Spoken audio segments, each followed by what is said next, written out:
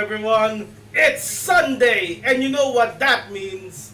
It's now time for High School on Sundays dito sa ating Bold Review. And today, we are going to be reviewing the Season 2 of High on Sax.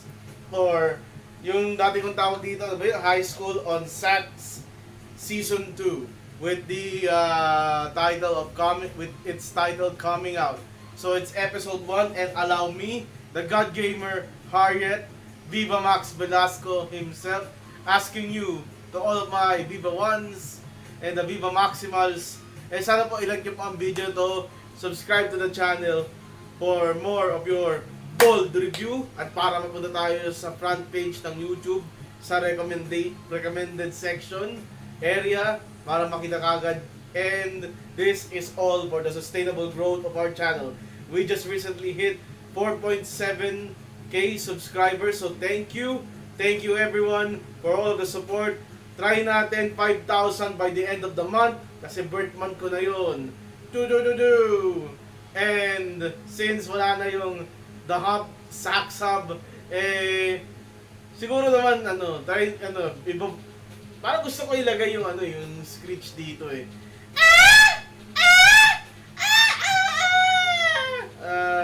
Yeah, let's get one of those screeches. Download nga ako isang episode ng sax hub, tapos lagay natin sa soundboard dito sa mga review balang araw.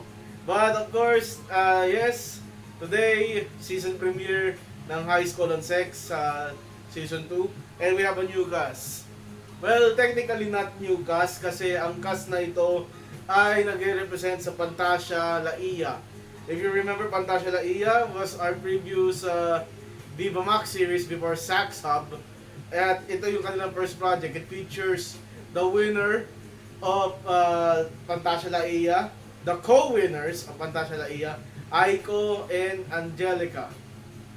And they play some significant roles here along with Audrey Avila, Ces Garcia, and what was sinisa? Apple D. And with a slight hint of Armina Alegre and Ayla Cruz. Slight kasi nagpakita sila lang konti dito sa episode na to. But I believe na parang minimal yung role nung dalawa. Sina Ayla sa kasi Armina. It's mostly Angelica Hart, Aiko Garcia, Ces, ang pangalan ni Ces dito. Let's see.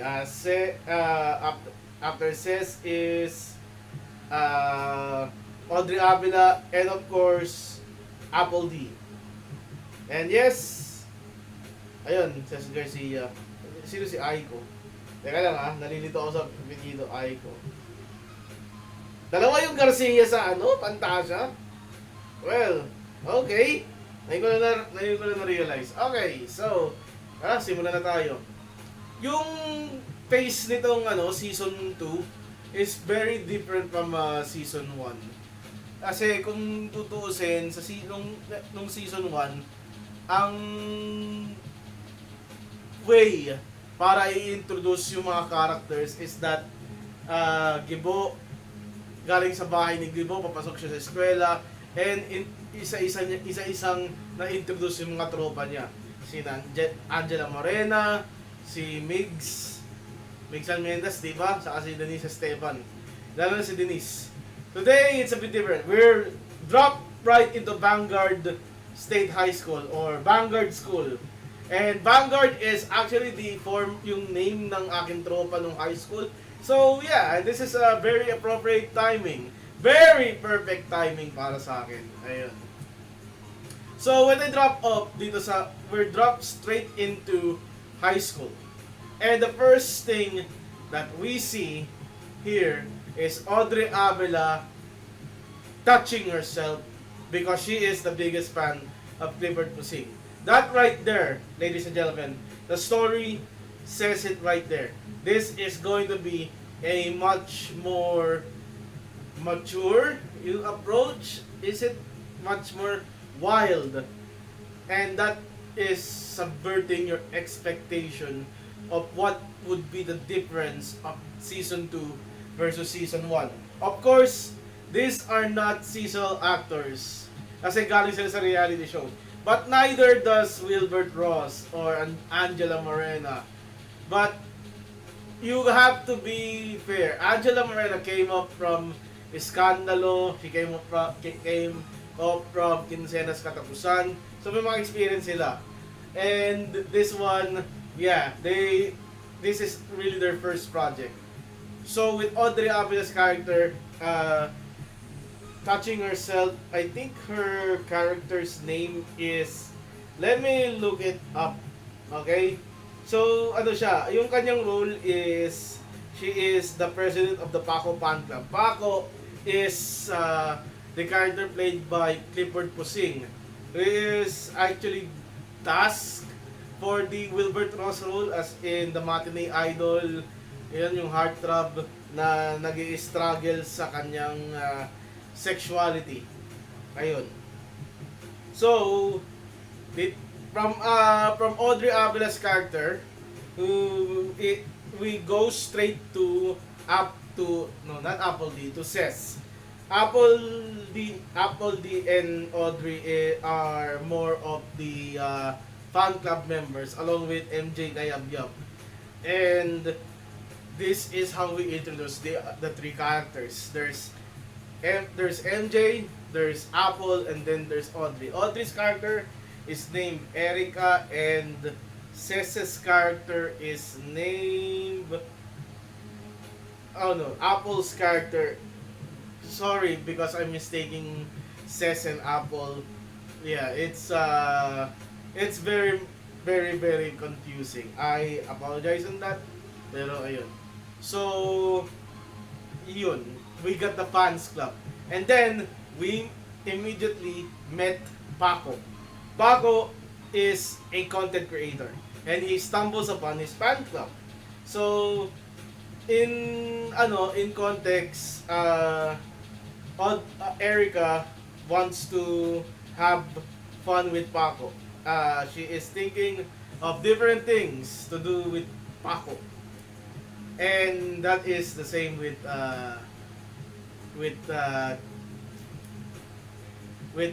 Apple D's character. From there, from Paco, we meet his childhood friend, childhood buddy, na si Angelica Hart, playing the character Joanna. Joanna is a virgin, okay?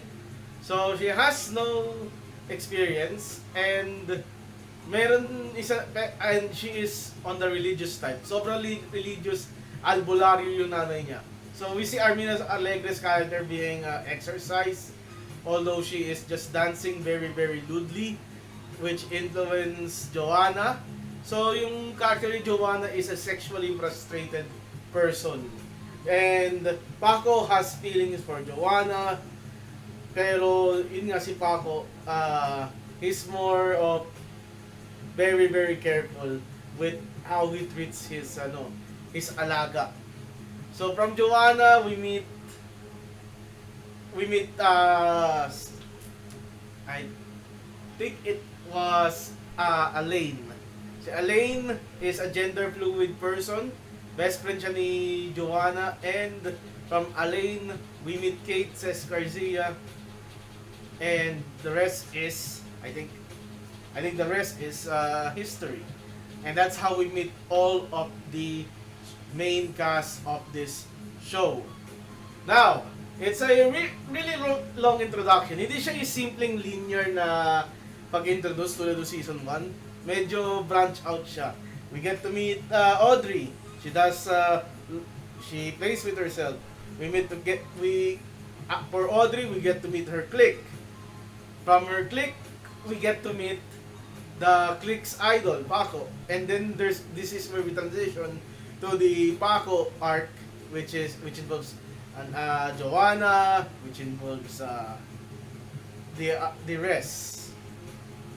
I have to clarify something. Is it Apple D na member ng clique ni Audrey o hindi? Wait lang ha. Okay, my bad. So the clique is composed of Audrey and Cess Garcia, and Apple D is the one seeking help from Allaine. Okay. So yeah. The character of Allaine is very interesting. She is actually taking the role of Mix Almendas, the one that is gender fluid. Kaya, and the one that is sexually savvy. Kung sabihin natin sexually savvy, siya yung nilalapitan in relationship issues and sa mga kalibugan. Okay? Ayun. So, the first conflict of this story, of the episode, is Paco had an erection during the orientation of Vanguard High. Dahil yung ginawang cheer ng principal nila, si Corny G.